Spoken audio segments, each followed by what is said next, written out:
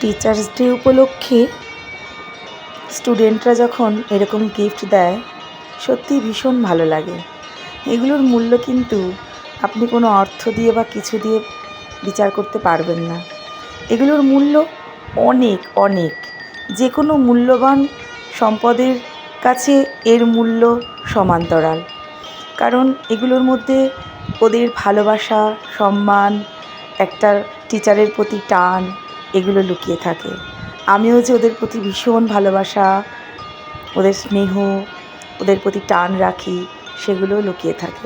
সত্যি বছরের এই বিশেষ দিনটি, শিক্ষক দিবসের দিনে, এই যে ওরা আমাকে কেউ না কেউ কিছু না কিছু দেয়, নিজে হাতে বানিয়ে কার্ড দেয়, হ্যাঁ, তারপরে কি সুন্দর করে গিফটগুলো প্যাকিং করে দেয়, কেউ ব্যাগ দেয়, কেউ জলের বটল দেয়, কেউ চায়ের কাপ দেয়।